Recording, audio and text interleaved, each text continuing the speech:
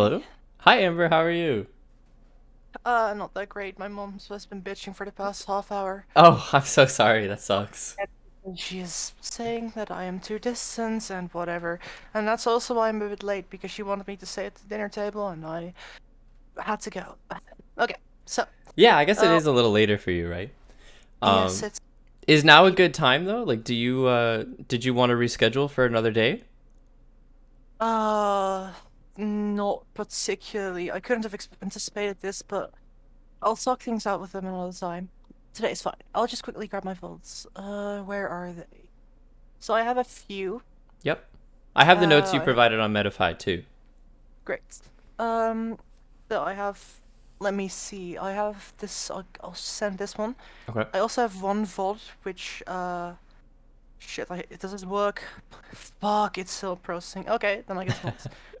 Okay, I'll just copy. I'll just send you this one. Sure. Um, And let's even get if you started. want to, like, you can upload to Google Drive, and I can just download it, and like we can go through it through there. Like Oh that. yeah, sure. That would work Because too. there's one VOD. Like the first two stocks, I got dunked because my disadvantage was ass. Mm-hmm. Then I made a comeback because I had two shield breakers and he missed attack. Okay. So I kind of won that game, but my first two stocks were trash and very much exemplify what was wrong with me. Okay. I'll just quickly share the first VOD. Where the fuck? No, everyone with the link. Copy link. Can you see this one? I should be able to. Let's take a look. Yep. Great. So that's the first VOD I'd like to uh look at. First though, can we first like go through like a few questions, like at least one or two, Yep. because Definitely. that way we can set a good baseline. Yep. For sure. So, the first question I wrote down is, how do you exactly define disadvantage states? Right. So, disadvantage state is dependent on each character in the game. So with Lucina, generally speaking, it's just being stuck in the corner where they have center stage control, or if you are in the air. Very basic. It's pretty fundamental to any character. But let's say for some characters, like I don't know, Isabel, for example, like maybe their disadvantage state is when they're not able to use their projectiles, right? Maybe they're at a spacing where their projectiles don't work. It's unsafe. Like uh, yesterday, I think maybe it was 2 days ago. I can't remember now, but I did a lesson in Melee with a Peach player talking about Marth versus Peach, and one of the concepts in that matchup is uh, the spacing between the two characters and when is it safe for Peach to pull a turnip, right? So when you transfer that into Ultimate with Lucina, right? Disadvantage state for her is simply just like, being in the corner. She has less options for movement, but maybe when she's placing other characters, like Falco, for example, disadvantage state for Falco may just be off stage or below Lucina, right? Kind of the same thing as her, but maybe it could also be at a range where he's not safe to throw out a laser, for example, right? Because if you get underneath it, it's really bad for him, right? So generally I, f- speaking, sorry, go ahead.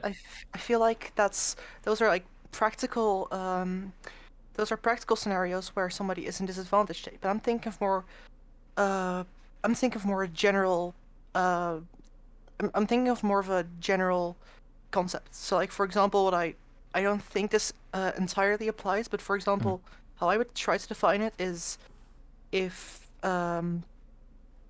if you're in disadvantaged states, if you have diminished options and you are forced to pick one while your opponent is not forced to pick one.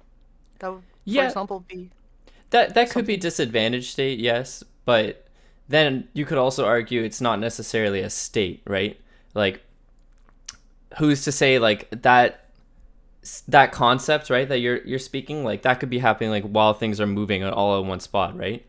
Um Right. so disadvantage state in that sense is pretty hard to define. I'm pretty sure there's a Leffen video of him talking about that where like there technically is no such thing as disadvantage because truly like you always have options in a lot of scenarios and Smash in particular.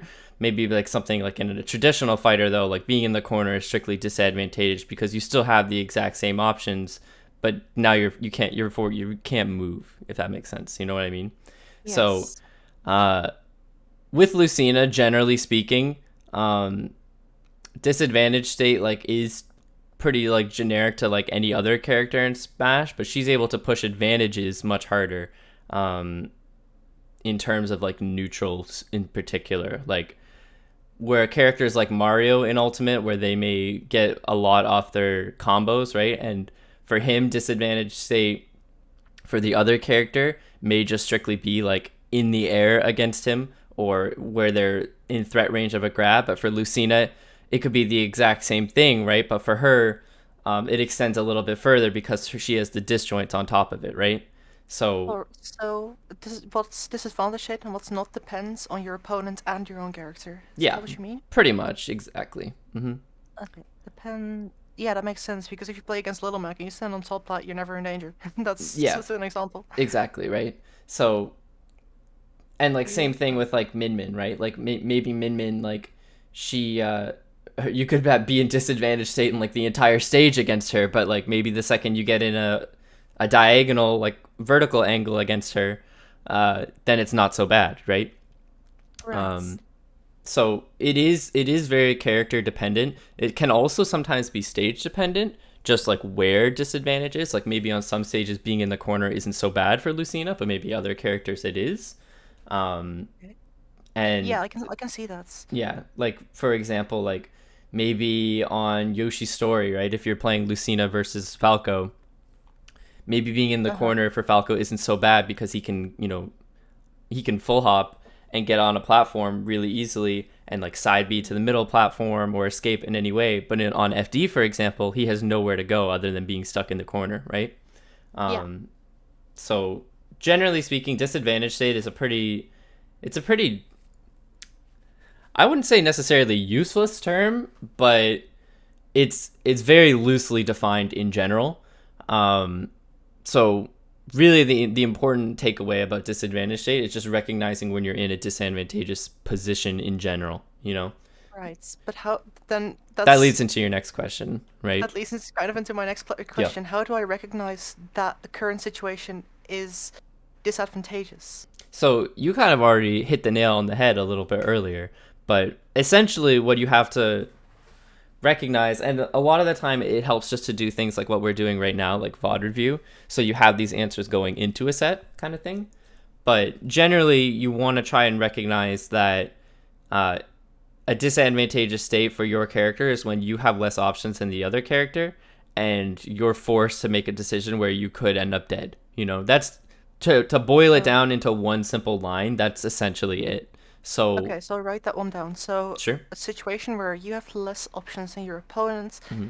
and I mean maybe not even dead necessarily, because but you could also like eat like 60%, which is also really bad. Yep, So exactly. perhaps so it's a situation where you have less options um The way I than I have it listed is situations where you have less options than your opponent and are facing greater risk than they are.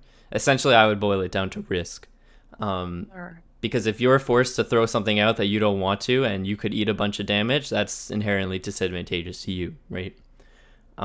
Same thing where yeah, if you're forced to retreat a certain way, right? That's why we talked about like the corner. Like you don't really have the option to retreat the way you want because you don't have any stage to back off if you need to. yeah. Um, I think that really also boils it down. I think that boils it down really well, specifically the risk parts. yep. Because like if you have only two options, but they're really great options, and the opponent has five, but they're all kind of shit, and it's not Yeah, really that bad. exactly, right? And one thing I go over with a couple of my students so far, Marth Peach, right? Like Marth versus Peach, it's kind of similar in Ultimate too, the matchup. But generally speaking, right? Like Peach has a really hard time dealing with disjoints, Yes. and she's a slow character. Doesn't really have. She has great vertical like recovery, but like her horizontal speed isn't too great. She has a hard time landing, right? And same thing on Yeah. the ground, right? Like in Ultimate, like she can threaten a lot of great float cancel stuff, but even still, like her grounded speed isn't too fast. So for Yes. Peach, the big thing in Melee, for example, is she is awful off stage against a sword character, and it's the same thing in Ultimate. So one thing I went over with one of my students before was we talked about like your goal as Peach in the matchup is to get away from the corner as much as possible. And even though maybe you have an advantageous position in center if you're holding a turnip, for example. Uh, Yes. the big part, what you're trying to avoid and your goal in neutral, outside of just always trying to hit Marth or Lucina in this example, would be hold the center stage and not to overextend where you don't have to. So it's basically it's to play patient as much as possible, so that you don't go into a disadvantageous state where, even though, like you said before, you may not necessarily be dying, but your risk is greater than theirs and you could eat 60% or a death. Um, Yes. And that so also leads into my third question already, mhm, because you, I'm trying to think of exactly how you put it. You said that if you have center stage, that is of course an advantageous position. mhm. Um, So so then you do, and then because you know that the corner is for Peach specifically, then a really bad position. mhm. Um, therefore, risking that center stage position is a lot worse than if you were a different character who struggles less with being in the corner. Yeah, So therefore, that is so therefore, that's making sure matchup that hits. specific, right? Yeah, that's matchup specific, but like so it's disadvantage shade. So, Hmm. So, um, yeah, but yeah, of course, like everything, almost everything in the game is matchup specific, right? But like if we're gonna keep it simple to like Marth Peach, right? Because it's a very straightforward matchup in terms of like what Lucina needs to do, and it's pretty much the exact same matchup in Ultimate. It's just the way you go about things are a little bit different, but yeah, essentially, if you want to, I'm going to read the question just so I can answer as specific as possible. How can I change my actions in neutral to make losing interaction less detrimental? Right. So, yeah, basically with Lucina, I mean, this is just a very Lucina concept in general. It's one of her greatest strengths is stage control. Um, so huh? essentially, like, you want to keep your positioning or state, I guess, if you want to define it like that, where you're consistently not putting yourself at a point where you're at risk. So, for example, let's say Lucina versus Mario, right? You don't want to Yes, be on a platform against Mario, right? Obviously, Mario gets so much on platforms. If he gets a grab when you're underneath a platform, or if he gets an up air, like a landing up air on you while you're on a platform, or a nair where you can like do a nair, fall off, and do up air, or maybe he gets a grab out of it, right? Those are yeah, terrifying spots to beat. So, what you're looking for when you're in a true neutral position, which for most characters is just both on the ground, like in center stage kind of thing, um, yeah, you're looking to keep them in the corner or keep them in the air, generally speaking. So, like when we talked about last lesson, we talked about like when you start a match, right? Beginning of the game, it's Lucina versus K Rule. And we talked about, we just drew it out in paint, right? Like, where do you want to keep King K Rule? And where do you want to be? Those are the types I of want him in thoughts. the, Sorry, go ahead. I want him in the air. Yeah, you want him in the air or you want him in the corner where you're in center stage, right? Do you remember we drew like where you would want to be roughly if you were like underneath the side platforms on Stadium? Yeah, Yeah. So that's kind of your thought process going into it. And actually kind of looping back a little bit into when you and I talked about just in Discord DMs about um, like I know you talked about it with another coach, system 1 versus system 2, where what I call it is just autopilot versus focus. Um, yes, these aren't really concepts that you're going to be thinking about consistently in a game, right? Like you may be thinking about the positions that you want, right? But you're not going to yeah, be thinking too much a lot of the time about like in the height of a match when your focus is mainly like reacting to what they're doing, right? That's what you should be yes, doing. You're not going to be thinking like, okay, now that they're here, I have this option, this option, this option. What should I do? What, like, it's just too much to process all at once, right? You need to keep your attention on visually reacting to what they're doing and kind of yes. going from there. You can't you can't there's a word I'm looking for here, but I can't remember it. But basically, the concept is that you can't process, that's the word, all that information at once, right? It's just impossible. So, Yes. sessions like this, where we're able to look at a VOD and kind of establish those quote unquote rules for each matchup going into a match, that makes it more helpful because then you already have that information, and that kind of is your system 1, or for me, what I call it is autopilot, right? Like if you make your B game just really good, so the days where you're playing off, your playing off days are so good because you follow the rules that you've already established going into the set, and then anything you do that is like a hard read to your actual opponent or your A game, uh, you don't have to be constantly thinking about your B game, right? Because you've already leveled it out. Does that make sense? Yes. Do I need to reword that? Because it's I don't No, mind. I kind of already understand that. Okay. It's like mainly I was like listening, like, okay, where are we going with this? Mm-hmm. Because I understand the fact that yes, you're not going to be able to think about everything.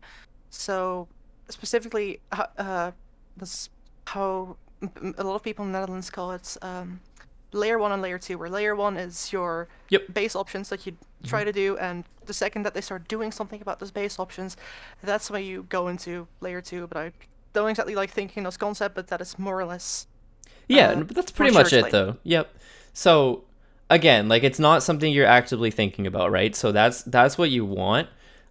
So to answer this question about how can you change your actions in neutral to make losing an interaction less detrimental, this is a layer one question, right? So a lot of the time, especially in Ultimate and with Lucina in particular, it boils down to patience, right? So not overcommitting, not going for very risky like full hop fairs, or maybe you go for an F smash in the corner when they're on the ledge, right? Things like that where you may get a huge reward for hitting it, right? But Yeah. if you miss it, you've reset the situation completely because then now they have a situation to completely turn the tides, and now you're in the disadvantageous state, right?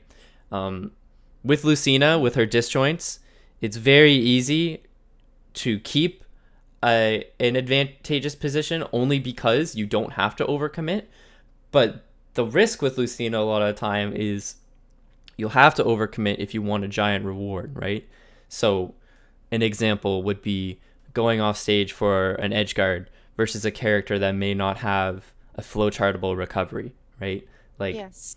for them, the risk is going off stage, but how could you keep your actions to be less detrimental? It would be just ledge trapping, and then while you're ledge trapping, doing maybe tilts instead of smash attacks, or aerials where you're drifting completely forward, right? You could do your aerials drifting backwards.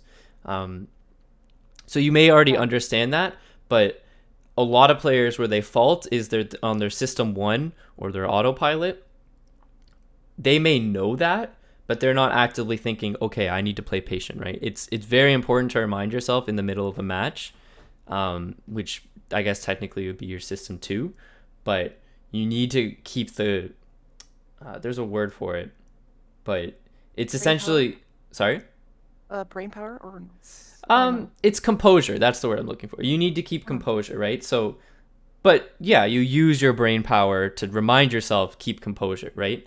And it's very easy in situations where you get a good hit and they're off stage, or maybe they get in the air, like maybe say they hit your shield and you grab them and you down throw them, and now you think, okay, now it's my turn to combo, right? And you just throw out an aerial because that's what a lot of people do.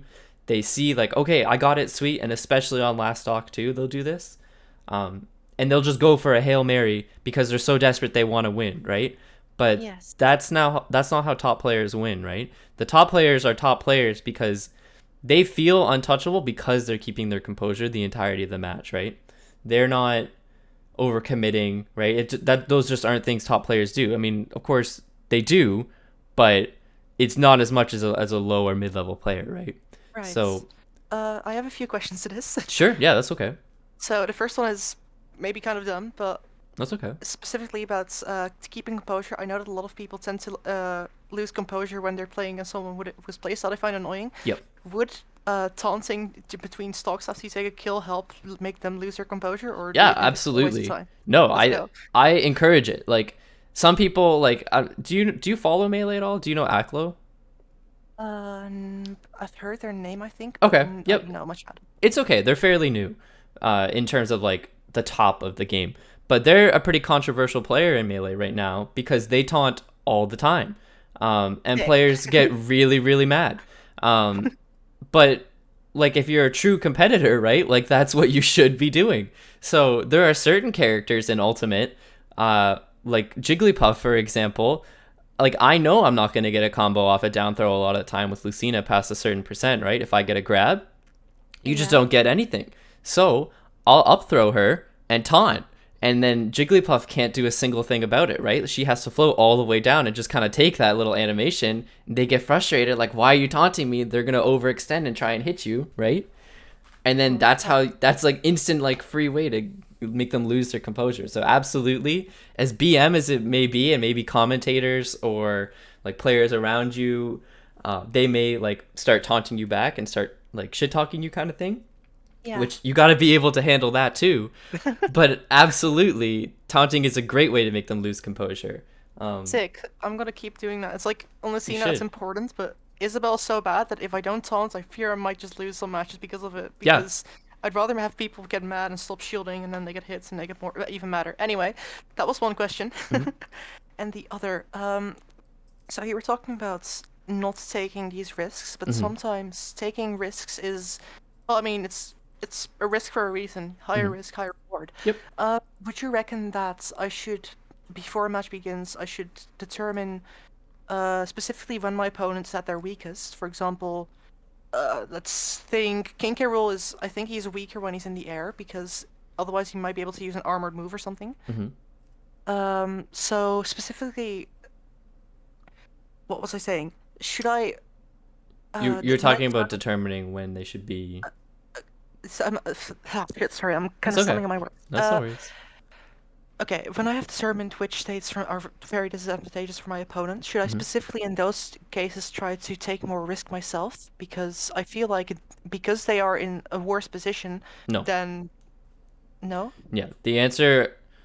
Sorry to cut you off there, but the answer is outright no. It's if you want to be a really good player, you don't take risks as much as possible unless you have information, right? So like starting a match, right? Let's say we haven't even watched this video right yet, but let's say like it's 3, 2, 1, right? That's how the game starts. 3, 2, 1, both characters on each platform. You can see my Yes. screen, right?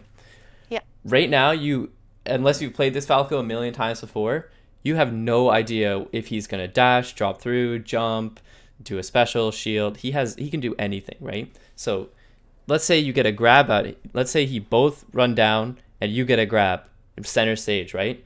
Technically, Yes. you're in the advantageous position. You could combo him, and let's just for example's sake say that it's not gonna combo. He's gonna get out of the down throw, right?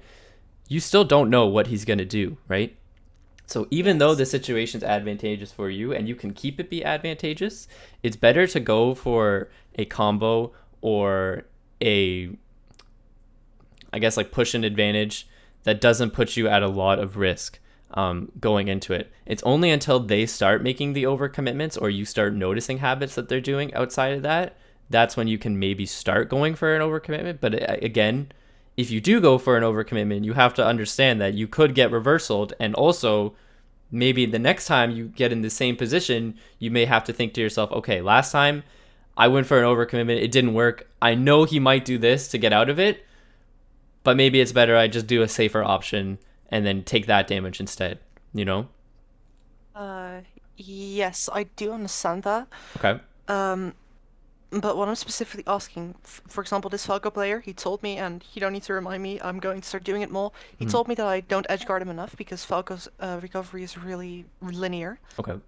So specifically when he is off stage and I Mhm.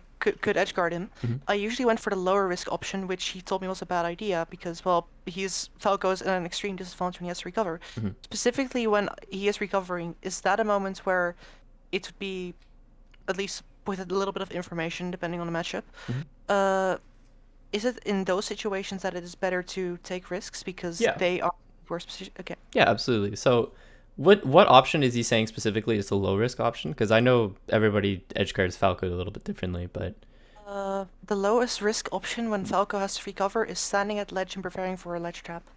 Because I okay. don't risk anything and I still get some reward in the sense that he is still cornered Hmm. and I might be able to two-frame him, depends if I'm feeling lucky or not. Yeah, okay. So, because in my head, I was thinking like standing at the ledge and just doing down tilt, right? It's a very low lag move. You can still reset the situation if you miss it.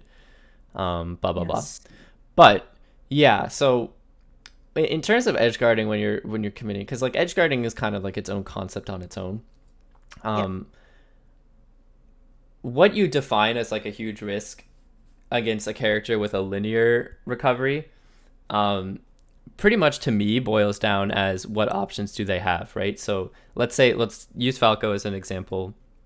Falco, if he's hit far away enough, a lot of the time he'll have to use his double jump just to even get at a height. So let's say you forward smash him, right? He just Yeah. DIs it straight out, or he gets sent out enough. He can't recover with just side B alone. So usually he'll have to either, and his up B definitely won't reach. So you know that going into it, that the only moves he has is double jump side B or side B into double jump, right? Yes. So to play it safe, you can do both. You can play it safe at first and just like cover one option, and then if you see that he isn't going to do it, a good player who isn't going to overcommit, they just back off and then go to the safe option like you said, right? Of just going to ledge trap or going and just doing like down tilt at ledge. So let's say you hit him and then you just jump off in front of the ledge to cover if he immediately side Bs.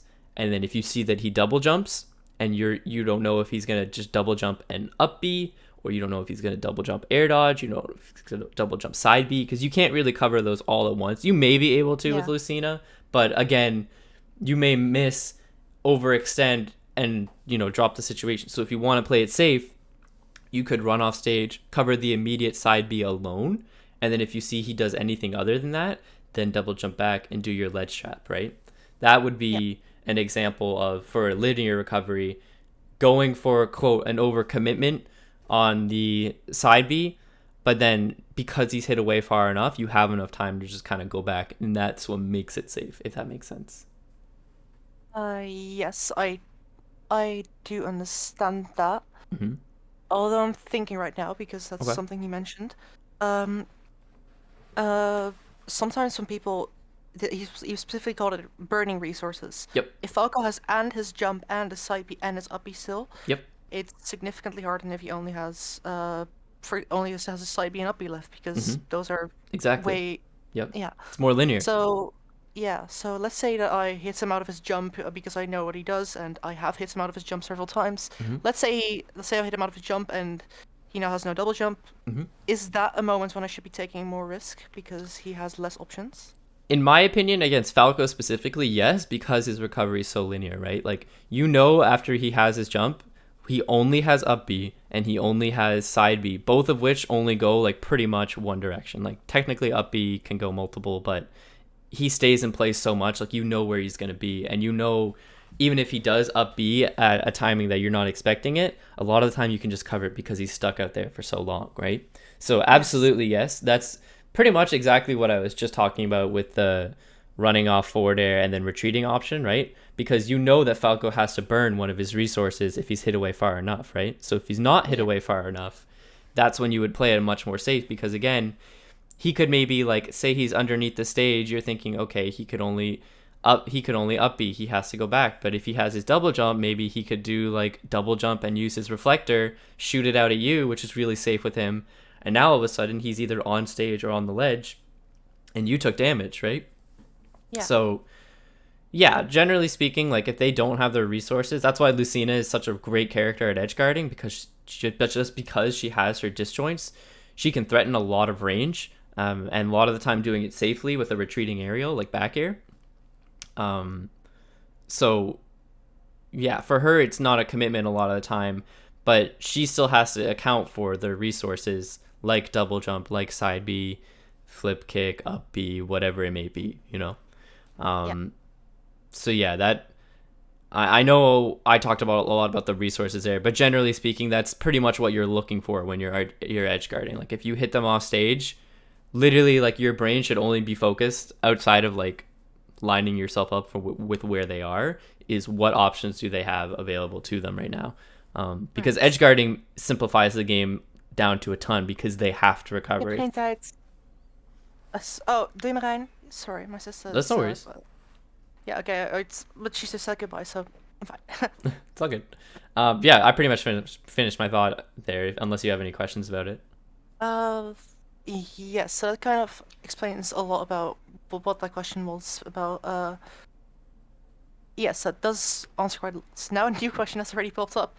Um, so we've talked about when taking risk is more advantageous, or at least uh, Better. less risky, Yep. because if they have burned more resource or if they're in a really bad position, Mhm. in those positions it is less risky to do a risky option. Yep. But now I'm thinking, what Mhm. should be the incentive for doing a risky option? Why would I want to do it? Um. So generally, like with Lucina, you're not gonna get a crazy amount of combos, right? Like there are some combos you can go for with like maybe falling up air on shield, which against some characters is extremely risky, right? But if you Yeah. have like a hard read a lot of the time, that's usually your incentive. Like if you know for sure this is what they're gonna do, which again, like we talked about, like the beginning of the game, you shouldn't go for these types of things because you have no information. There's no guarantee to get it. But if you've seen they have a habit, blah blah blah, maybe you don't punish it the first couple times you see them do it, but that's the information you take, and that's something that only you'll know that you're going to punish the next time, right? Because if you Yeah. go for it every single time and miss, maybe they're going to start adapting to it. But if you keep playing your safe game, quote unquote, and then they still are doing their bad habit, and then the next time you know for sure that you're in that situation where you can hit them for it, maybe that's when you go for a huge risk. So maybe you'll get a bunch of like a falling up air combo string at lower percent, and they've just gotten away enough because you're doing safe interactions that reset the situation a lot. Or against Falco, for example, like maybe you know for sure like he's hit away far enough, he doesn't have a double jump, and his up B might make it, and his side B Yeah. definitely will. Which of the two, right? But like you can just go off and forward air, and even though that's inherently risky, you could get reversals off the side B. The situation, kind of what we talked about before, is so in your favor, right? Because if you get hit by side B, a lot of the time maybe you can just fall down and double jump up B and recover, and Falco still has to get to the ledge, so maybe you can get a ledge reversal, or Yeah. you kill him, which is way better for you, right? Like either you both get back to stage and maybe you miss because you have an input error, but a lot of the time like that should just be a guaranteed kill, so it's worth going for a risk. um Yeah. So I'm just, yes, that does explain, kind of, but that does explain why, in which what situation should you could go for it. But I'm specifically talking about when, uh, like, I guess the main, I'm stumbling on my words again. it's Uh, okay, take your time. so what I mean is, if I'm playing as an opponent, Hmm. what would make me determine whether or not taking a risk is something I should be considering doing? Should I, like, if my opponent is just losing to my main, if my opponent is just losing to my safe options, that should be, like, for example, an indicator that I should be just keep doing my riskless options because, Yep. well, they keep getting hit by it. Hmm. But that's not, probably not going to be the case. And let's say I'm playing against someone who uh won't always get hit by my normal options, but taking a risk is, well, it's taking a risk. Hmm. So what You're how do I asking. determine whether or not I should be taking a risk? Specifically, I'm not even talking about the situation Yeah, specifically. okay, you're just I'm talking just about like talking, the thought process behind it. yeah, um like when it's actually like when that reward that a risk would that when a reward that a risk would give mhm. is actually like Worth it. uh worth, yeah, actually like worth it, or actually just like Yeah. covetable, is that the right word? Something that I actually want rather than just something that's needs. Right, okay, yeah. So some people have their own, again, this boils down to playstyle. Like some people, they always want to throw out the risk just because they find it fun, right? Like you said, like it can be more exciting, or they just don't like playing the safe way a lot of the time. But um, I think if you want to get good at a game like Ultimate, like a lot of the time you have to like force yourself to try and be safe as much as possible. The only time where, in my opinion, a risky option is worth it is if you're really, really far behind and you don't have the option to like lose neutral more than like one or two times. Like if you're three stocks down, let's say you're three stocks down, like 90%, whatever, like you're gonna die off one smash attack anyway. Yes.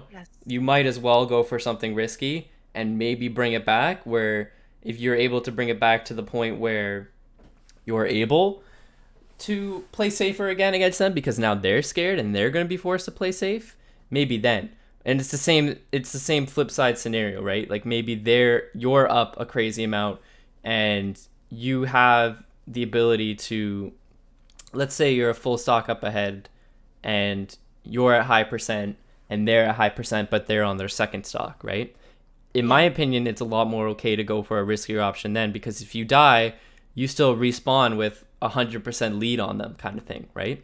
So you can immediately go back to only playing safe on your second stock, but again, you're still playing with a 100% advantage, right? And if you Yeah. hit your risky option, now you're three stocks up, and then you can go back to playing safe again too, and now you're for sure gonna win if you play it right, you know? Yes. Um, Uh, that okay. So that's like when you're nearly dead. So it's like then the risk isn't that low because well, dying is gonna happen anyway. yep. There's one more situation, Hmm. and this one is less. It's better illustrated when I talk about Isabel. I'll try to make it as simple as possible. I'll Sure. open up Paint. Okay. How do I share my screen? And I'll share Paint. So can you see my Paint right now? Yep. Okay. So if this is a stage, Hmm. and I say I'm Isabel and I'm right here, and my drawing skills are perfect, so this is Isabel. Hmm. Specifically in the snake matchup, and I'm not going to go too much into detail, but basically Yep. what you need to know is snakes, grenades, and other poke tools make it so that you kind of lose the war of attrition. Yeah. Um, so what I think is when in neutral, I watched Jaka play versus BJ, like two top players in Europe. Hmm. One is Isabel, one is Snake. In a position where that was neutral, I still thought that it might be good for Isabel to force more interactions, which are riskier, but actually make it so that she doesn't auto lose the game, you know? Yeah.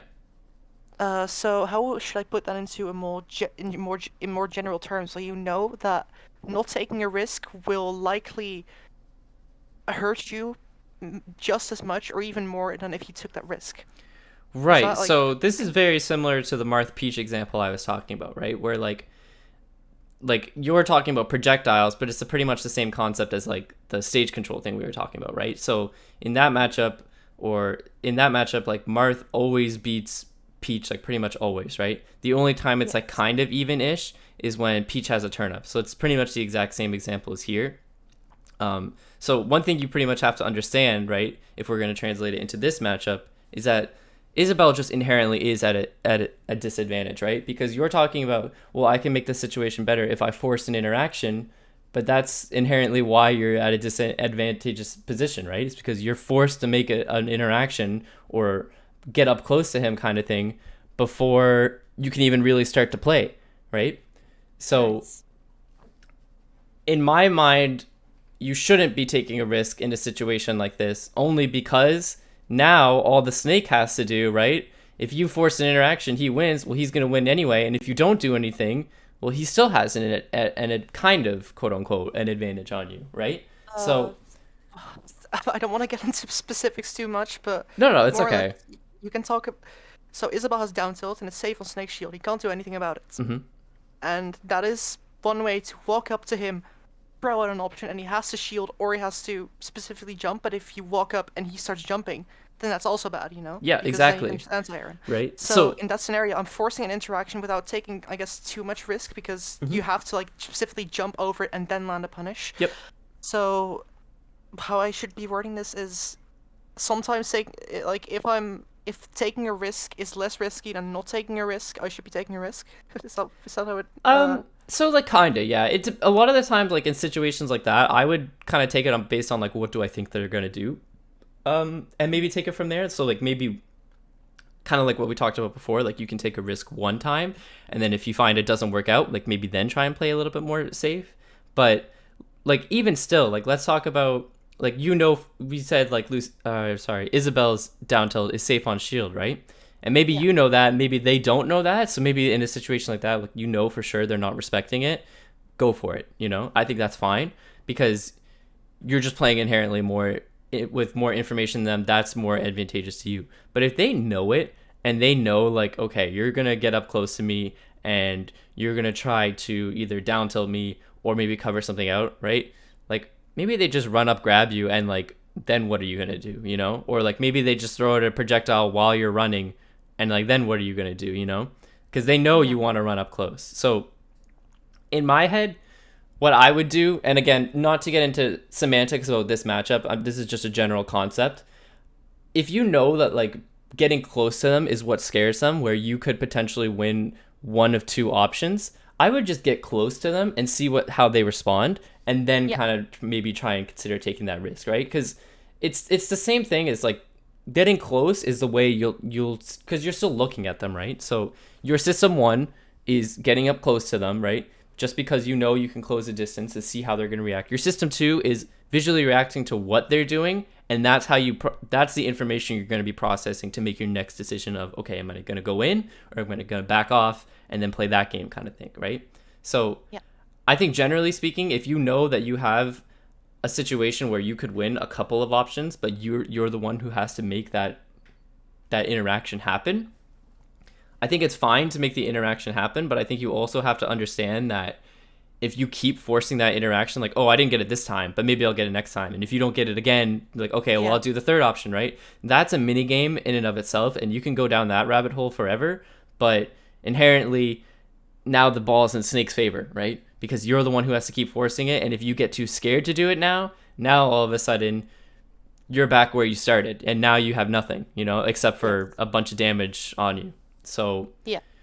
generally speaking, it's okay to take the risk like that, but you have to do it with purpose. So take the risk if you want, or get up close to them and don't take it, but kind of threaten something. But what your goal is, even though obviously you want to hit them, you also want to be taking information about what they're gonna do, and play off that more than anything, which can be hard for a lot of people because some people look at the game like very much like, oh, I'm Mario and I want to grab, or oh, I'm Isabelle and I want Yeah. to throw a projectile, right? And of Uh-huh. course that's true, but there's more to getting the grab or throwing the projectile than it may seem, right? And a Yes. lot of people forget that in the heat of the moment. Yeah. Right. So I've just boiled it down for myself. Hmm. I think I've already said it, but specifically uh when taking a risk is you shouldn't didn't okay. Fuck, I'm stumbling on my It's words. okay. Yeah, this always happens. So in a situation where taking a risk is not particularly risky, as in you don't have a lot to lose, Yep.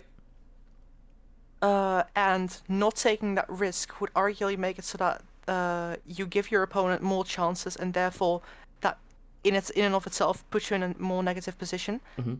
If that likely more negative position outweighs your the risk that you would otherwise take, Hmm. that's when you should go for the risk. Yeah, I would word it to also go for the risk slash threaten a risk, you know? Yeah. Oh yeah. Yeah. That's something I also try to do. But yes, threatening a risk is also a very good idea. Yep. So I'll just. Should I actually hold on? Should I threaten a risk when it's actually favorable for me, or should I threaten a risk when it's not favorable for me to feign me doing a risk? I would suggest the first option, which would be when it's more favorable to you. Uh, the second option really only works against lower level players because that's what they're expected to do. But if your community or the player you're playing against, like they know you're a good player and they respect the options that you're gonna do, they're not Yes. gonna throw themselves out there like that. Um, and the same thing, you're not going to either. So it's just not gonna work out that way. So I would do rather the first one, because that freaks them out way more. They're more likely to throw something out bad that you could potentially punish, or at least take the if there's nothing you can punish, you know what they're gonna do, and then maybe the next time you could go for a risk if you feel the need. So I'll just write this down real quick. Sure, Give me a minute. absolutely. Let's take I'll try and take boil it down myself too. when it's when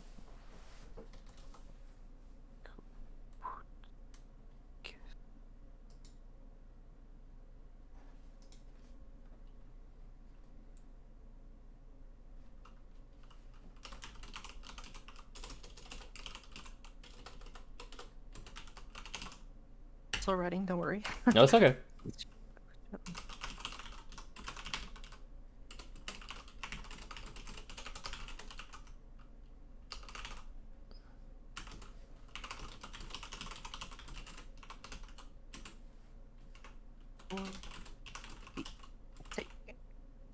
Cool. I've boiled it down. Do you want to read it or Yeah, do you sure. want Why me to don't do you it? read it to me and I'll give you some Okay, edits. I'll specifically write it out to you because if Sure. say it out, I might stutter and it might be confusing. That's So, okay.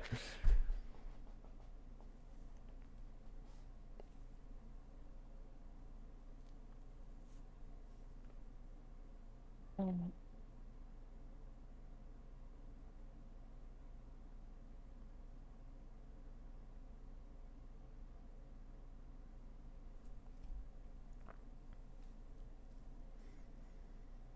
so I hope that's Take threaten a risk when not taking that risk will give your opponent a situation that puts you at more risk than the original risk you would be taking.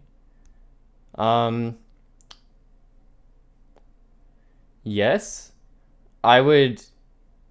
I would emphasize the threatening a risk more than the actual taking of it.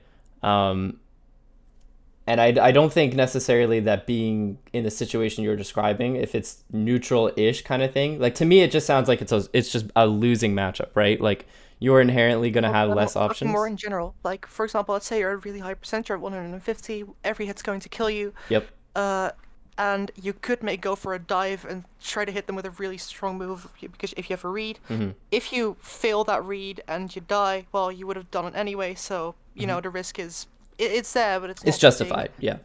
Yeah. Meanwhile, not going for that dive could potentially make it so your opponents has Yep. more time, more Absolutely. chances to Yep. collect information, and therefore Mm-hmm. that fits into this narrative where taking that risk Yeah. is Okay. I not see what you're as saying. risky as Yeah. yeah. Yeah. Okay. Yeah. No, I agree with that 1,000%. Yeah, because the situation you're describing to me here, like I didn't realize it was like high percent, like you're gonna die kind of thing. I thought this was just like what is your game plan for neutral in general. But what Well, in you, neutral, I don't think I should be taking that many risks in general. yeah, no, for sure. But like at high percent, like if you're gonna die and they have an advantage, you might as well, because you're gonna die anyway. Yeah. Um, Okay. so yeah, no, glad we cleared that up. Okay, that's good. Perfect. Let's move So on I because think we want that's to try and get these VODs yeah. watched So out I think soon. it's time for a vote because we can talk about the other things later. Okay, sure. Yeah, let's do that. Just read through my questions once before you do because the Yep. last two, how do I recognize what the right course of action is when I'm in disadvantage? Currently, That's matchup I'm dependent. not exactly sure how I determine it, but what I determine is usually predictable and wrong. So Yep. Okay, that's so matchup yeah, dependent. that becomes clear. So let's we'll talk about that with Falco maybe. Yeah. Um, what I factors have should I take like into two wolf games, but I'm consideration? not very proud of those. That's okay. Those are the So games you should be analyzing too. yeah, but like Um, I made some sloppy mistakes in neutral because I was tired. yeah. Okay, I see what you're saying. What factors should I take into consideration to determine what ledge option I should go to and what timing? Again, matchup dependent, but we can talk about that. Yes, I think if you observe me, you can like tell me what I'm missing. Yeah. Okay. So yeah, I will keep those in mind. I'll just put them on my other monitor here so that I can see them while we go. Yeah. And then we'll take it from there. Cool. So you can see my screen? Okay. Let me check. Yes, I can see your screen. Perfect. Okay. Yeah, let's jump into it. So I'm going to breeze through this really quick. We'll talk about it just while it's happening live, and then we'll Yeah. go back to anything you want to highlight specifically, okay? Yes. Cool. 3, 2, 1, go. Okay, so we're talking about what can you do when you're in disadvantage and what ledge options can you do at what timing against Falco. Okay, that's very Yeah. easy. Like Falco has a shit ton of combos. Getting hit by Yeah. the wrong move will net you a lot of percents. Yeah, absolutely. So like it's pretty easy to determine where is disadvantage against Falco, right? You pretty much already said it. Like his combos are all vertical, right? His up tilt is terrifying. His up air is disgusting, right? You can get up throw back aired. So what you're doing right there, just even a disadvantage right there, where you just drift back horizontally to face Falco, that's really strong. Especially with Lucina, where her disjoints are in front of her are just so terrifying. Yes. Okay. I feel like me jumping off down tilt is a more common thing that I do. Yeah, I was gonna say that's actually pretty risky. Down tilt on Falco Shield isn't actually bad, but a lot of the time you don't want to jump against him because he's already shown you twice he's gonna do forward air out of shield, and forward air is just really scary anyway. But if you do down tilt and shield and he's gonna forward air, right, you can do up B out of shield, you can do grab, you can roll if you really want to, but there's a couple things you can do, right? And down tilt's like your safe poke. Yeah. Okay, that was an interesting up B. That was super risky for him. Yeah, we've at this point we've been playing for hours. Yeah. So It's probably just we've known YOLO. each other. Yeah. Okay. Yeah. Good shield breaker though. I feel like shield breakers are underused. extremely on point. Yeah, they're pretty good. Like, I noticed it. I watched your other 2 games just after our session last time. I saw you got some pretty nasty ones against the Pac-Man.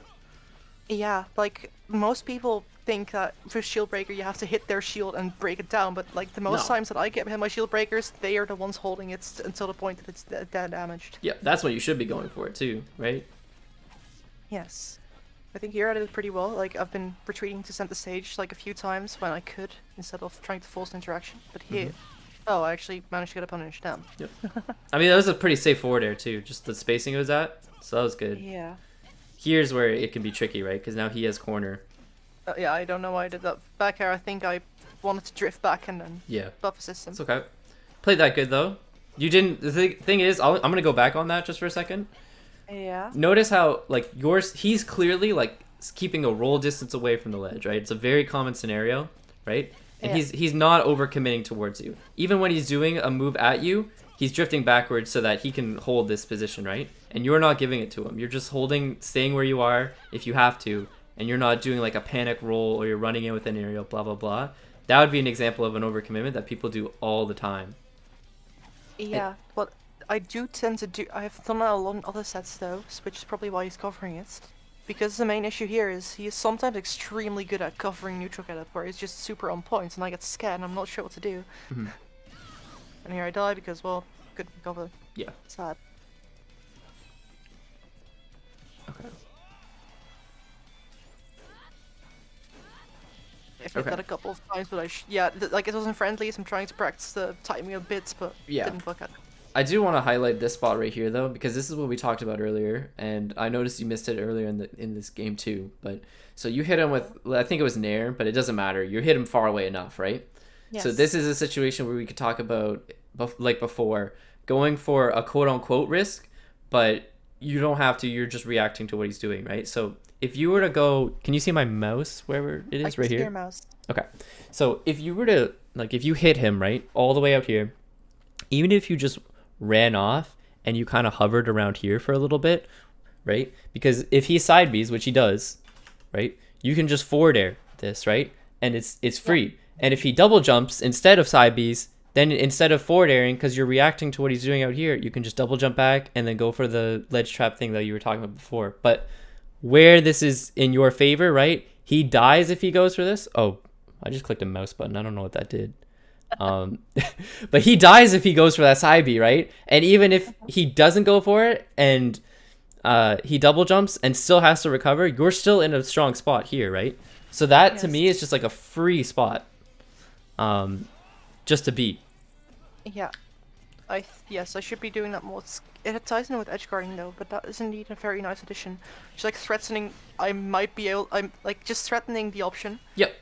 That alone may make them burn one of their options, and that could be the difference between Exactly. Risk and no risk. Yep. He has the side B here. He dies if you cover the side B, and if he double jumped instead, he still burns one of his options and is still in a really bad spot, right? So it's just a situation where you could get like a free kill or something even more off of it, where right now you're just not going for it. But it's just because you didn't know, right? Yes. So that's okay. This is scary, but you make it out okay. Same thing here. If Falco goes low under the stage like this, where he's literally under the ledge, Counter that, I think. you could counter Actually, it. down B. Yep, you could counter it, but here he air dodged, right? So that would lose to counter, or Yeah. that would beat counter.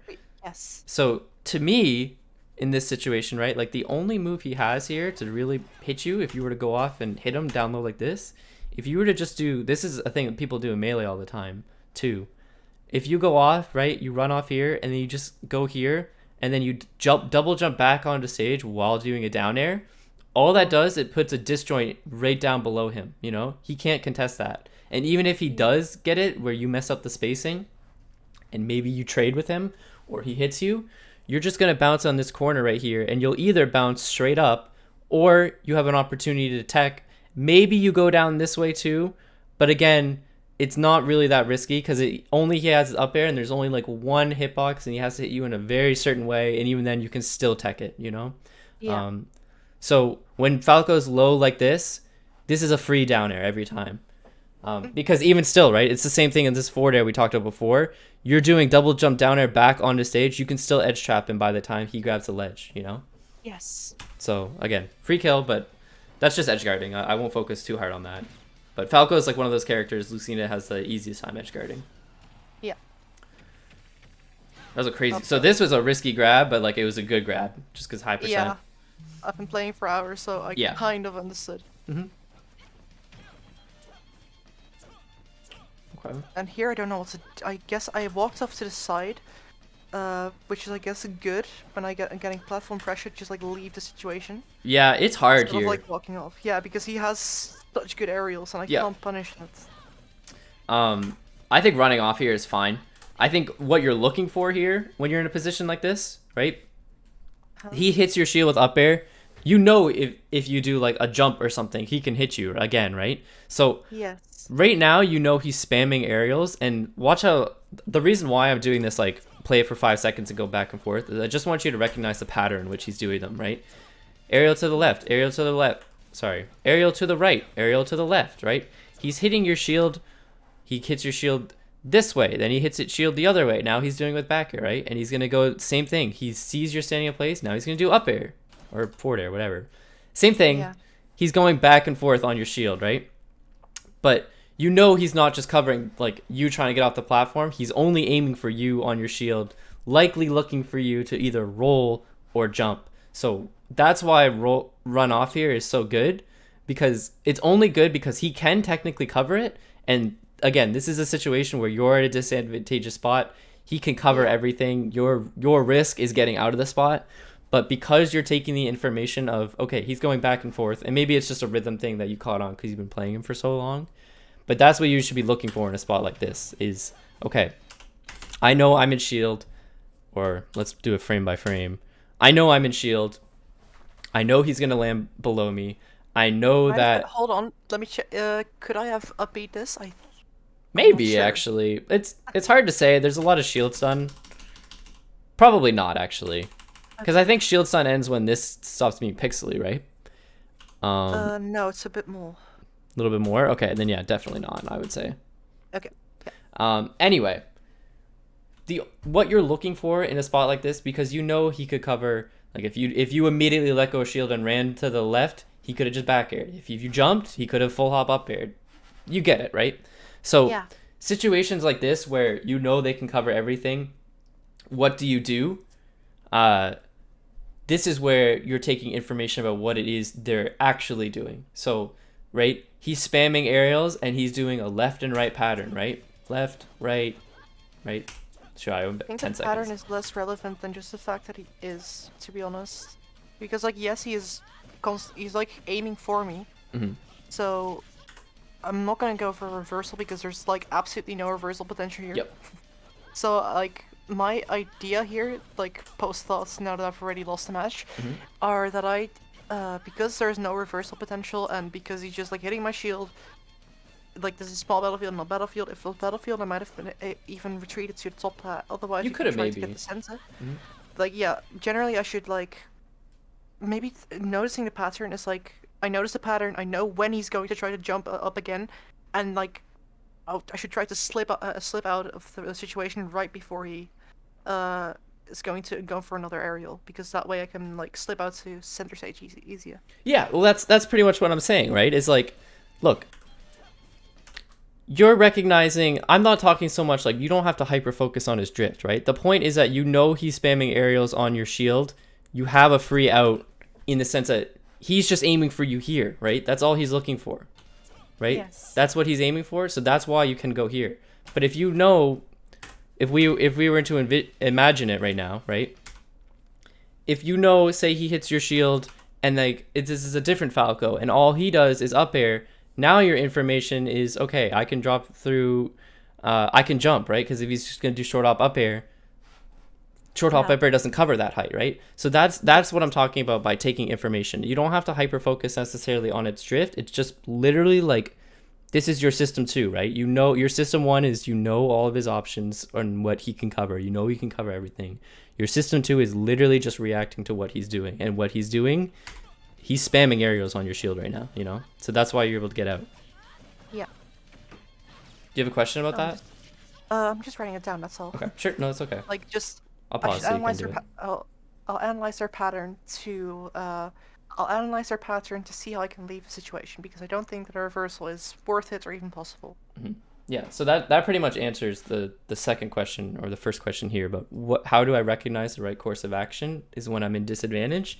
It's by reacting to what they're doing, recognizing a pattern if there is one, but really, like, less so than like a pattern is, you just have to take information of how the game has been going so far, about what do they typically do when they're in a situation like this, right? Because inherently you're probably just going to have to guess, because they can cover everything, right? So that's how you get out of a situation where they do cover everything.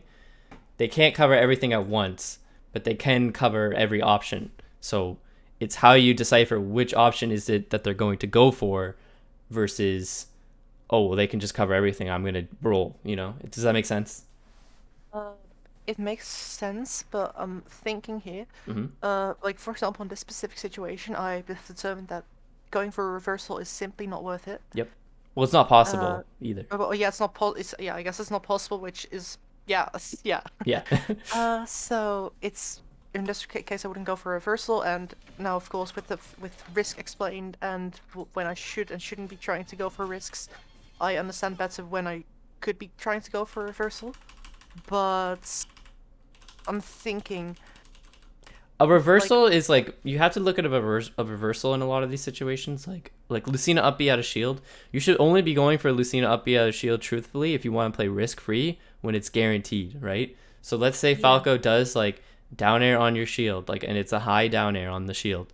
You know, Yeah. like, there is nothing Falco can do after he throws at that down air to get away from that up B, right? Like, he's just gonna get hit by up B. So that's when you're gonna throw out your up B. But in a situation like this where you're on a platform getting hit by Falco up air, like, you already know that that's not a situation where you're gonna get a reversal. So that, like, in the heat of a moment, you're not even gonna be thinking about that, or at least you shouldn't be, you know.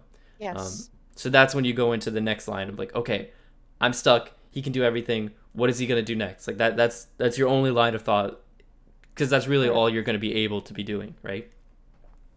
Okay. So then this match is almost over. You can just watch until the end, and then we can go to the final question. Sure. Yeah, absolutely. I'm not exactly sure what I do wrong here. I think does he down air or something? Oh no, I'm just This was a stupid. risk. This nair. Yeah, And then I think did you double and there jump was again? nothing to be gained from it either. Like that's the Yeah. thing. Like if I lose it, I just lose the entire match. So Yeah. looking back at how we've defined risk, that was just like dumb in every way. If I had 2 stocks and you only had 1, it might have been kind of worth, but no. Yeah, like, maybe, but like, again, like, you really only get a nair off here, right? Like, Yeah. pretty It's much, not even like, a combo move. yeah, exactly. So it's pretty just not worth it. Here, like, again, like, this back air, I'm not saying you messed up by running here. Like, he jumped, it's pretty reasonable, but I think it's just a little late, right? So in a situation like this, kind of what we talked about in our last lesson, or it even kind of leads up to what we talked about today, even a little bit, right? Like, right here is a clearly advantageous position for Falco. I'm going to do it when you're not running, standing here, right? Yes. Okay. This is still advantageous. Yes. Yeah. Because you can shield, you can jump, you can do an aerial, you can stay still, you can run, you can walk. What we talked about in our last time together, walking is very strong here, right? Because here you get hit by this back air because you're not able to put up your shield, right? You're dashing. If you walk instead, you and I may would have been able to punish it because it wasn't a reaction. He was doing that too fast for it to be a exactly, reaction. right? And you can react to him, the back air hitting your shield, if you just walk here and shield, right? There's nothing he's going to do to hit it. Maybe he could drop through forward air, but again, you're walking, you can put up your shield in time, right? You have that option where with the dash here, And again, I'm not saying the dash isn't necessarily bad. Like if he did a run towards you trying to hit you, like the dash beats that outright, and now you have center stage, right? It is just in a situation where I'm just trying to paint a picture where if you don't know what he's going to do in a spot like this is why walking is so good, because you can close the distance. Same thing like we talked about with the Isabel snake example. If you can close the distance and just threaten something, right? The distance is closer. That's a threat in and of itself for Falco. Yes. That's a safer, less risky option than something just like a dash, right? And again, not to hyper focus on the dash was so bad. It's just more like if you play as safe as possible in every spot where you can, of course, you're gonna have more opportunities to get out of a hit if you need to or want to. Yes, fair enough. Okay. Do you have another VOD prepared? Yeah. I'll just quickly. I'm quickly thinking which one was the one where I got lead trapped the most. Sure. I think. Fuck. Is this one loaded already? Please say it's loaded. It isn't. I will share it anyway. I hope you can download it. Okay. Worst case, you were like 10-ish minutes late. I think it was like 7. Yeah, 7 exactly. 7 I'll give you a couple minutes to go over, of course, just so if you want to just like go through the VODs really quick, we'll probably have time. We still have about half an hour ish, I'm gonna say. Oh, thank you. That's no very worries. kind. It's totally Okay, fine. let me check. Oh, everyone with the link. Copied link. I think this one. This is the match where I ended up making a reversal, but the original part where I just lost hard every single interaction. Okay. That one, that's the important parts. Okay. But yeah, I land 2 shield breakers, so yeah, that shows how consistent I am with my shield breakers. It's all good. Thankfully I have fast download speed, so yeah, I'll just download this in a second. The only issue is my computer's very new, so I may not have like go back a couple frames because I don't have VLC right now. So Right. it's okay, but it'll at least be 60 FPS, so that's good. Yeah. Okay. He stood still for a bit. Don't know what happened, but it's fine. It's all good. So I'm assuming this is online. No, this is in person. Oh, okay, that's weird. Fuck, that was definitely a side B. I kind of just messed up. I never walked the counter. Yeah, that was a side okay. B. Okay, so that's a combo. And I did it forward air, but I would have gotten nothing out of it, so in hindsight, it wasn't worth it. Yeah. Sorry, I just want to see if I can go back 5 seconds. This will work. Okay. Yeah. So, okay, that was a free grab, but it's just a reaction thing. That's okay. Okay. Okay, I like this roll back. Even though the roll was a little slow and you jumped after, the roll itself is honestly fine, right? Because you overextend here with side B. It's like on his shield. This is terrifying. You get out, perfect, right? That's clearly the option that beats that outside of spot dodge.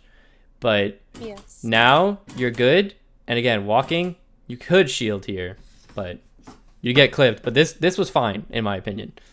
Because if you shielded, he's clearly overextended on you now, right? So, yeah, anyway. Okay.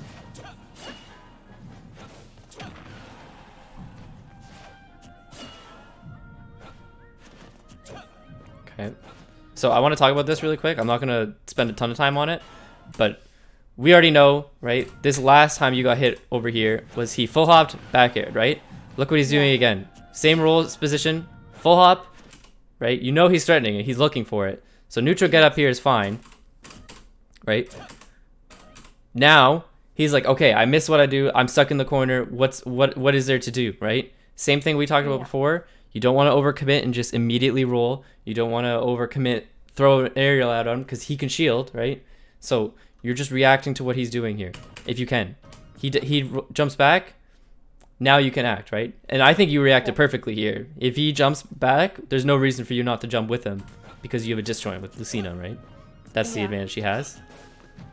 So you get out of there fine, but that's why I want to highlight this spot is because we talked about it on this situation on the right. You get full hop back aired. So that's the information. He reset you onto the other ledge, which is stupid that Falco can do that, but it's just what he does. That's what you're looking for now is, okay, he full hop back aired me. I know this time he's probably going to go for it again. So I think you make the right call here for neutral get up. And then again, you're just looking to what he's doing right after. That's how you play safe. see that a lot of my jumps here are just I'm not really thinking about them. I'm really thinking about why I'm doing them. They just happen, and I Yeah. shouldn't be doing them. And that's like literally, it's not even I should be doing something instead. No, I shouldn't be jumping Yeah. because I'm jumping without throwing out an aerial, which is kind of bad against Falco. Yeah. To me, when you're getting back to, like, you're doing a lot of these. I know we saw it in the last game, but I've seen it twice in this game too. Just like the area at the ledge, like in situations like here. That's risky, right? Because you're not. Yeah. It's to me, it sounds like you're just scared of being stuck on the ledge, which I can understand why. Yes. Stuck in the corner. Okay. And these throws a lot of these options that don't really. Yeah, I throw out a lot of options, and that's because I'm kind of scared and I want to get them off of me. But with the recent knowledge about if I should be taking a risk, like it would theoretically net me a reward. Yep. But I could also just like try to run to center stage real quick and not be at any risk and still Yeah, have the exactly. reward that I wanted, which is just getting off ledge. It's better, yeah. So like same. That's exactly what I was gonna talk about right here. So like, look, here. I can't get it frame by frame. I'm sorry. It's just the video player I'm stuck with right now. But here, right? You dash here, right? You can see it right here. Yes. But you got off the ledge here, right? You could dash to the left instead of trying to force an interaction, and it's the exact same thing you just said, right? Like, you could get this a grab or whatever it is you were gonna go for here, probably an aerial, I'm assuming. Yeah. But now you're not stuck in the corner. Now you're not playing the Falco game, right? Now you can play Lucina versus Falco, if that makes sense. Yes. So this is a huge point and a huge common scenario a lot of the time that people run into especially in Ultimate, just because ledge trapping is like, it can be so scary when you're consistently getting stuck at it. But if you get out, you're finally out. Think of it this way: like a lot of people, if you've been stuck at the ledge this whole time, they will see it as like, oh my god, I'm finally out. I'm gonna hit him, and now I'm gonna take center stage, right? But you can just go to center stage right here, and a lot of people. You said that last time too, and I just. It's okay. It's extremely common. It happens all the time, and every time people see it when they watch their VODs back, they're like, "Oh my god, why?" Like, so anyways, if I've said it before, you get it. We won't go too deep into it, but really try and focus on this when you're playing, because it's very, very important. Yeah. It's also partially happened a few times, and I guess it all just adds up. But like, he's forward air on shield, has a landing hitbox, and I get tripped up by it all the time. It can be annoying, but the good thing is that was really nice. Yeah, now it's just from here on it's a slam dunk. Sorry to say. That's okay. Like, I mean, I don't know if you want to watch the rest because it's sure. I Do you have the other winning pod? quite hard. Okay. Sure. I'll try to look for it. But yeah, essentially, like, what you're looking for in situations like that is really just like, share. Yeah, go ahead. Your role once you got out, like, that was your get out spot. So the dash in, that was your risk, right? You have to recognize that was that you can just back off. And when it comes to actually getting off the ledge, like, how do you pick it? We pretty much already went over that in the last VOD, or the last video we just watched, kind of thing. But that one, it's just about taking information about what he's done, right? So Falco is really good at ledge trapping, and it's not to say that he's not going to get you more than once or twice in a match, but if he gets you once, you have to remember what it is he hit you with the first time, because if he goes for it again, you know exactly how to respond, right? Oh yeah, that's a good one. I'll write that down real quick. Sure. Remember what he got hit by. Yeah, okay, so I should do that. Generally, this is, you might not be able to answer this one, because maybe it's just inherent risk. But usually people have when ledge trapping another player, they have one option in mind that are trying to cover, and all the other options, like, yes, they'll try to cover it, but specifically one option that they have in mind, and the second that they see it, they just immediately go for it. And how can I? Of course, you never know for 100% certainty, because sometimes people like stand away trying to Just to be Ha- clear, when you're saying this, they have one option. Are you talking about the person who's recovering or the person who's trying to ledge trap? Person who is trying to ledge trap the Okay. opponents. Okay. Yeah. So how do I say this? Like, for example, if someone stands at roll distance, they're like feigning like, oh, I'm going to cover a roll, Yeah. and then they actually have neutral get up in mind. Hmm. How can I? Of course, I can't catch on to it all the time, Hmm. but how can I generally know of a player what they're trying to cover?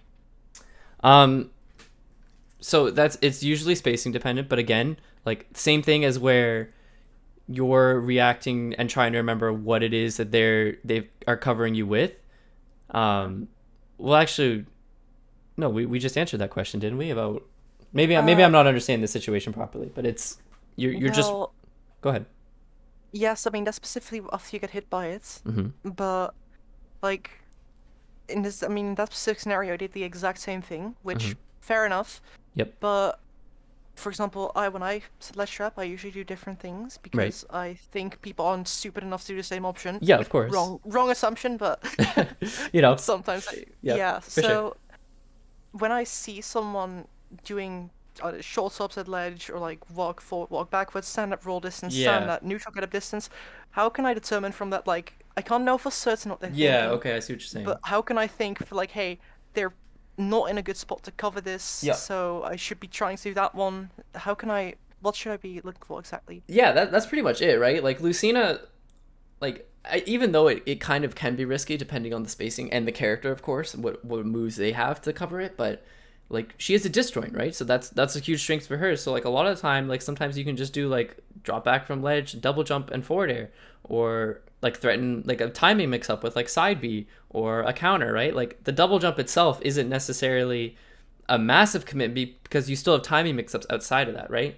Um, Yeah, and I can even just threaten an aerial and then land. yeah, exactly, right? So it's the same thing, right? You don't have to overcommit and choose like forward air every single time, right? Because that is a mix up in and of itself, and they can't punish that outright from something like walking back and forth or just short hopping in place, unless they're in a position to cover it, right? But we're talking about in a position where they're not exactly there, like they can cover a couple things if they're looking for it.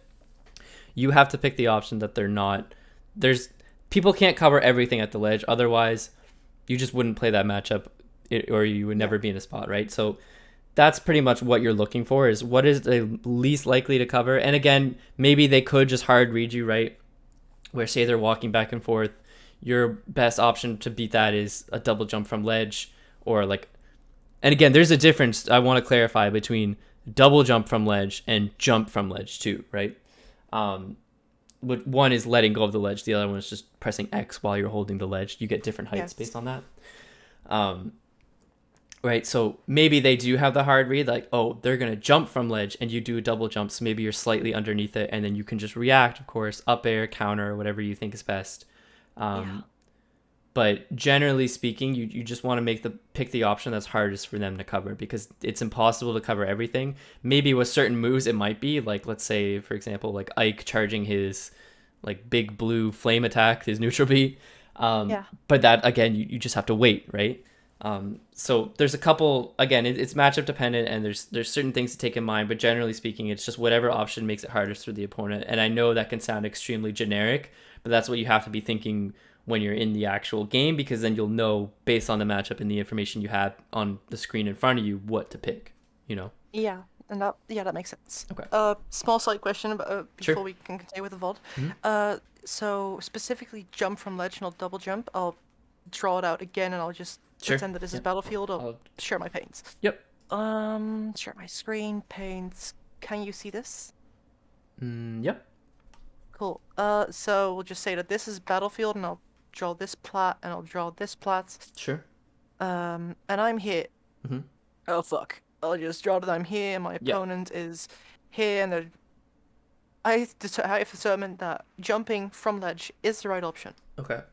Uh, Now after I've done that, I am up here, Mm-hmm. and by that time they've probably reacted to the fact that I have jumped. Yep. Definitely. What should I be? What should my thought process be when I end up here? What should I like? That's already maybe a step too far. Nope. I jump, and they can't react to the jump and punish, but they can eventually see that I've jumped. Yep. What do I do to not get punished for my landing. No, I can't So always get it, but yeah, well, my voice getting dry. Hold on. Yeah, it's so you're okay. gonna tell me. Yeah, so basically, if you're where the arrow is, again, Yeah. matchup dependent, but generally speaking, you're reacting to what options they have, right? So let's say it's Falco, for just to simplify it, right? Mm-hmm. Falco is likely going to be looking for, if you're, again, it's a Microsoft Paint drawing, so the spacing isn't exact, but let's say Yeah. right now you're at just about where like a tipper forward area is, but you're going to try and be drifting inwards towards the stage. Falco's going to be looking for either forward air, up tilt, or up air, right? So when Yeah. you're in that spot, those are the moves you're looking to counter, right? Not necessarily the move counter, but you know what I mean. Like if Yes. Falco goes for forward air, maybe you drift. If you can get high enough, you could just go high enough and avoid it, or maybe you drift outwards back to the left and then go from there, and maybe then you can drift back in and forward air him back, kind of thing. Or if he goes for up air, maybe you throw out a down air or a counter, because jump counter from the ledge is really really strong with Lucina. People don't expect it a lot of the time, just because like Yeah. yeah. So But anyway, I'm not particularly happy about running up and doing a counter because yeah, no, absolutely it not. is risky as hell, Yeah, especially when you're on ledge. the reason why it's so much better in the air is because you can react to them coming up towards you first, right? So that's Yeah. why it's better. But that's basically what you're doing when you're where the arrow is right now, is you're reacting. If you land on the platform, you're doing exactly what we talked about before when Falco was doing the aerials back and forth on your shield. Uh, you're just reacting and guessing to what they're gonna do. And if it's a character that can't cover everything, let's say it's, I don't know, Luigi, and Luigi doesn't have very good horizontal speed, you can just jump to the right, right, and then go to the top platform, or jump to the center of the stage and then throw out a back air so that he can't chase you, kind of thing. Because Lucina's Yes. very good at throwing out a disjoint. So basically, I know it sounds obvious, but it's the thought process in mind that kind of matters behind it. You're reacting to what they're doing in almost both scenarios. You're just looking for different things necessarily, right? So Yes. in the air, you're looking for what are they going to try and catch you with, or where are they going to try and cover your landing, and how are you going to land. And if you've landed on a platform, you're just basically thinking, what options do they have to keep me on this platform, and how do I beat them, right? Yeah. So that's what you're looking for that. Okay. Okay. Yeah, that's kind of answers my question because, for example, like Luigi, he's not going to anti-air you very well, so Yep. you might as well just jump to the top parts. And once you're here, it's just like a matter of constantly platform camping until you get a way out. Yeah. That's how you play against Luigi on Kalos. Actually, you just go to this, you get Yeah. away, go to the Exactly. side plats, and he does nothing. Yeah. It's the same thing with melee ice climbers too. Like if you hover like the corner of the stage, like they have to commit so hard to get on that platform. So that's why it's a lot safer. Maybe not the same in Ultimate, just because their Blizzard like breaks shield, but you get what I'm saying. Okay, cool. Then I guess we can watch one more VOD because I Yeah, think that sure. covers all the questions. Cool. Yeah, let's do it. Okay, let me check where I have a bunch of windows open. Okay, cool. Here. I see that I noticed like there was a post game thing. He dropped from top platform and then landed with an aerial constantly, and I didn't punish it. And it's That's okay. something I noticed post. Yeah. So you got it for next time, you know? That's information, right? Yeah. So that's what you just take. And that's why, my opinion, like VOD review. Here I already did it better. Look, I jumped to Yeah, top plat, and then he went off me, and exactly. I just. Yep. Oh fuck. Yeah, and Um, maybe it's just something that really trips me up. It's horizontal burst moves in general, and I think I kind of know how to play around it in the sense that they want to go for such a move like Phantom, but also like Banjo with side B or Ganon with down B. mhm, They want to go for those kinds of moves when you're in cooldown. right. He does Firebird onto the stage twice this game, and both time it fucking works. Yeah, he did it the last game too. Yeah.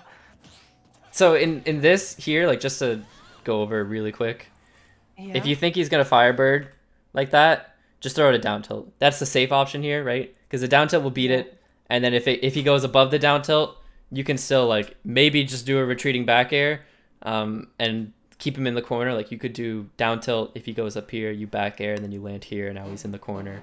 Yeah. And if he goes right to the ledge, like the down tilt might hit him even anyway, or he's on the ledge and you're still actionable, right? So Yes.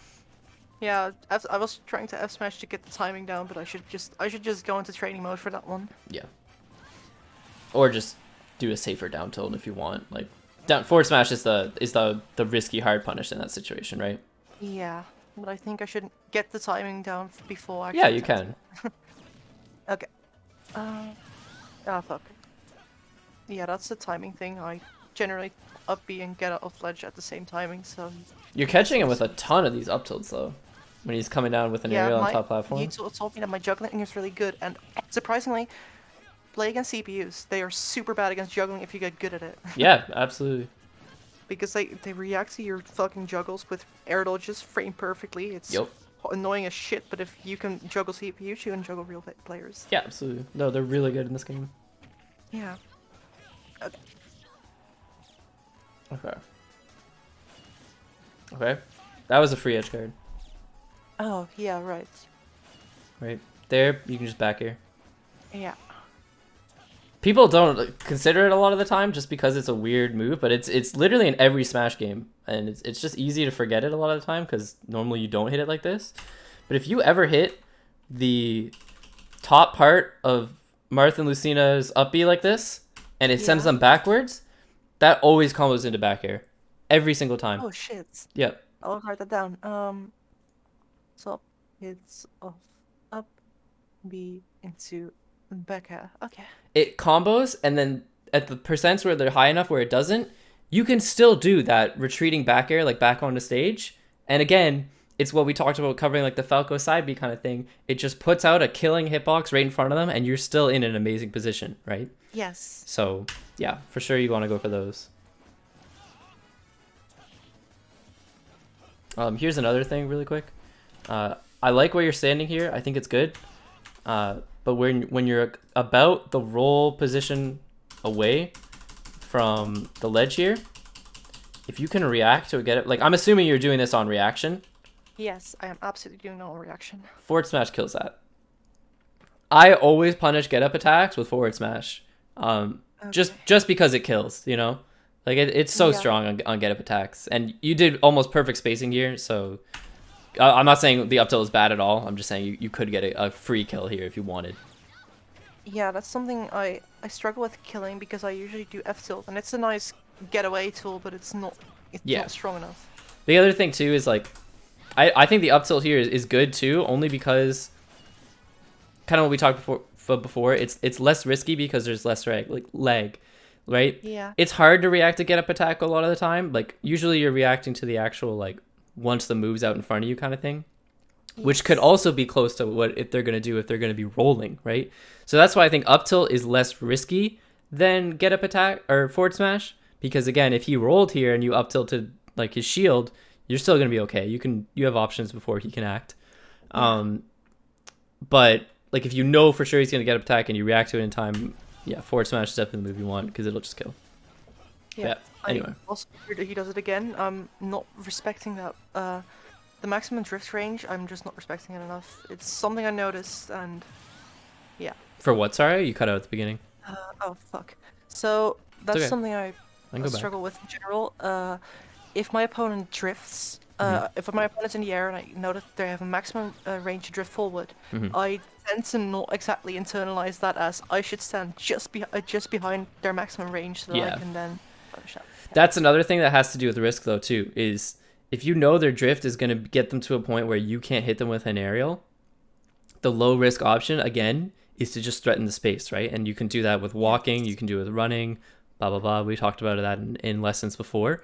But if you can't cover their drift, cover their landing by either throwing out a move if you can cover that, or just by getting close to them, and that's scary enough for them on their own, because they're likely to throw out a really bad overcommittal option themselves. Because then they're like, oh my god, get away from me, kind of like the ledge situation we talked about. Yeah. I think with like finishes Volden, I think time is up. Yeah, it's okay. We got a couple minutes.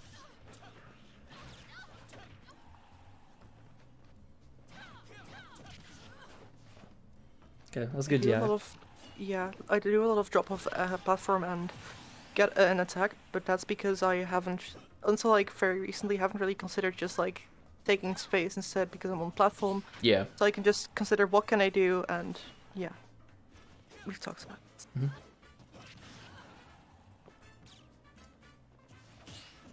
Can we go back to that pause with where Sure. he was F-tilting me at ledge? Yep. Here. I'm Yep. not happy with that nair. Nope. What should I have done instead? Because I feel like he's at roll distance, so rolling would have Yeah. been really bad. And It so would now have it's... for sure. So So what should I have done there? here, right? Yeah. Zero lag on that move, pretty much, right? You can't up B Yes. out of shield it. You can't grab it. So this is a common scenario of what people describe as disadvantage, say, right? It's like he has all the options in the world and he can still cover every single thing you do. So here, as tough as it can be, and you had snap decision, you kind of have to make it a lot of time. You have to react to what he's going to do, or if you have information, you can do that if you feel like you can't react. Because let's say he does a short hop, right? And it looks Yeah. like he's going to cover your jump, and you roll in to get past it, but he fakes with the short hop, and now all of a sudden you get back air or something, right? So that's like impossible to react to. Again, he just has the advantage where he can cover anything here. Yeah. So pretty much the exact same thing. You have to have information in situations where if you've been at the spacing, which in Ultimate it's an extremely common spacing to be at, has he done beforehand, right? So you kind of have to keep that in before. Thankfully, we've kind of seen it with the Falco already. This guy throws out a ton of aerials when you're at the ledge, right? Like, so Yeah. here I would just wait until he's gonna throw out a forwarder. If he runs up and grabs you, you can hold out. You probably won't die, right? Because up throw forward air isn't a true combo at this percent. Maybe up air is, but I don't think up air is gonna kill you at this percent anyway. So that's less risky. Like you can take an up throw up air, basically is what I'm saying, or a grab. Yeah. I think what he wants is a down tilt or an up tilt. Yeah, and again, you just hold shield on that, right? If he up tilts, you can forward air out a shield that on reaction, you know? I can probably even F smash that, to be honest. Maybe, yeah, if you get shield out low enough, but yeah. Right here, like, he's just looking for you to overcommit, basically, is what I'm saying. Yeah, and So- I do that, I think, so... No, you got out. Yeah, I eventually get out. Yeah. Here, Oh shit, there's quite a lot left, so I actually did well enough. it's okay. So here, this is good too, though, right? Once you get the roll, once you get out, here's... Yeah. Do you see I how do a you just second one. react? That's just, yeah. You just don't overcommit, you don't run back in at him. That's good. Yeah. Good walk. Okay, that was lucky. Okay. Like, see here, you're walking, and it's way more scary for him, right? Yeah. Nice. Here I got the top plat, and his speed isn't high enough, so he can't catch up. Yep. So I just leave that situation for free. Exactly. Zero risk, you know? Yes. Okay. Here's scary. Like, this is also, like, his win condition right here, right? Like, you could just lose, but it's Yeah. it's important that you just have information about what you think is best. Yeah, at that point, like, I was such a high percent. Like, Yeah. on one hand, it's a bad idea, but on the other hand, like, he doesn't expect it. Right. So now, yeah, again, it's the situation where the not expecting, that's a read more than anything, you know? Because now you guys are at a similar enough percent where, like we talked about before, like if you're a full stock behind, maybe you do want to throw out a bigger risk so that you can get a stock. But now that you guys are closer, I would play it safer, right? Because now he's Yeah. scared of throwing out a big commitment. He doesn't have the opportunity to. Yeah. I give away a bit too much space here, constantly. Like, one step back would have been enough, and then I... Ooh. Oops, and I... Yeah, I got pulled in. I died. It's okay. Oh well. That would have Yeah, been a it nuts was- comeback. Yeah. Okay, cool. So I think that was 3 volts this time. That's a new record. Awesome. Yeah, so do you have any questions before we end the session here today? Do you have any misconceptions, anything that's not clear? Let me just check what my questions were. Sure. Absolutely. Sure. Because I feel like I have the list of questions up on my other screen. I feel like we've gotten through everything so far. Let me check how to find this. Yes, defined very well. Some memory currents. Yes, well, what we've done that leads off that. How do I make losing in neutral less detrimental? That is specifically about risk and when risk is worth, when it's not, and we've gotten off of that. Recognize the right course of action. Yes, that leads off of the other one. Multi-factor taking into consideration some yeah. I think we've gone through everything. Okay, Uh, awesome. yeah, Any I think that's it. any other last minute questions outside of that?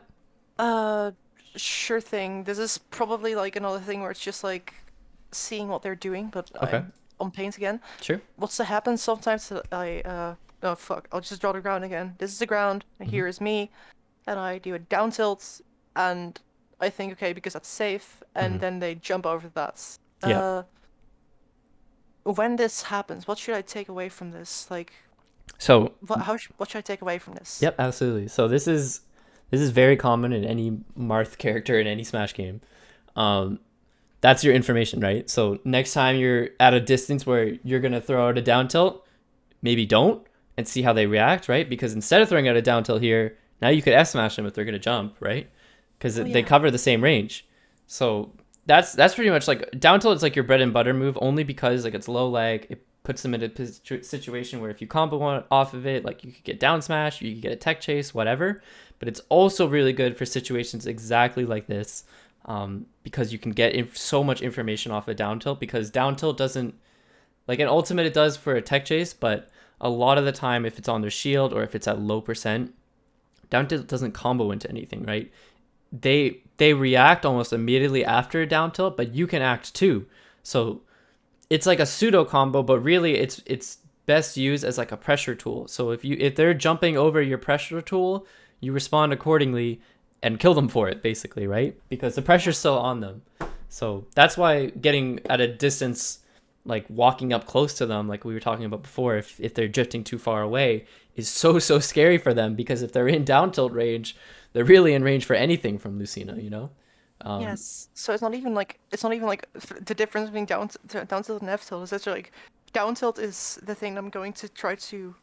It's not even what I'm going to throw out, so I'm going to threaten every single time. Sometimes exactly. actually doing it, sometimes not. Hmm. And then if they want to make sure that they actually can get a reversal of that, they have to jump, which is really risky because if I walk up and don't do down tilts, they're fucked. Yeah, exactly. Like, why would you ever want to jump against a character with a sword that kills you? You know, that just sounds Yeah. stupid.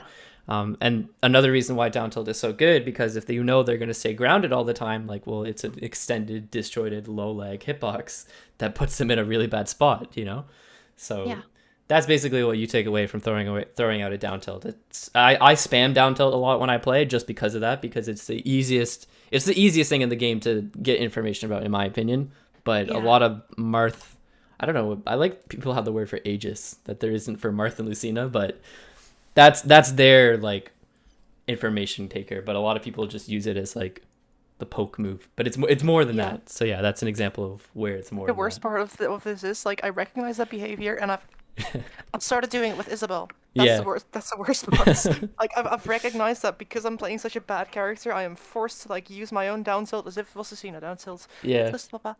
Uh, this was my dad. That's okay. So that's just the fact. It's like it's 2 frames as safe, and in return it has such large pushback, and I can use it point blank, and someone like Falco can punish it. And I did that on this person's shield, Hmm. and he had to grab. He grabbed like 5 times before he realized that it wasn't that it was just safe. That's funny. So thanks to my Lucina stuff, I have started to down tilt with Isabel, and now I am going insane because I'm playing my low tier in a way it was not supposed to. Yeah, Okay. exactly. Anyway, that's I think that's all. No, that's awesome. All right. Well, I appreciate it, Amber. I'm glad we were able to get through everything. Yeah, if you ever want to book another session in the future, absolutely feel free. I appreciate all the reviews you've been leaving me on Twitter. That's super kind of you. It helps me out a lot. But Yeah. yeah, no, it was a great session. Are you gonna start offering ultimates too, or just I Metafy? am soon, actually. Yeah, so I don't know if you saw my tweet about that, but um, Let me check because I saw that you were considering it, but let yeah, me. so I hadn't officially announced it yet. I asked a couple of people, but I did get a couple of Discord DMs about it and a couple of Twitter DMs about it too. So eventually it is something I'm going to be offering. I'm not sure exactly when I'm going to be setting up. So in the time being, if you have any people you'd like to recommend for me or to me as a coach kind of thing, absolutely you can just get them to send me a DM on Discord. I am going to be starting to offer Ultimate very soon. It's just a matter of time from when I have time to set it up because I'm usually very busy. But yeah, Yeah. Okay. I will do that, but a lot of my friends either are too bad for coaching and don't like some people don't want to learn. That's just it. Yeah, that's the reality of it. I don't think anybody's too bad for coaching, but I think you're definitely right. Some people just don't want to learn, and that's okay. Yeah. Um, Okay. but yeah, no, I appreciate it. Hope to see you again in another session sometime, and I'll talk to you later. Yep. Awesome. All right, bye. Bye.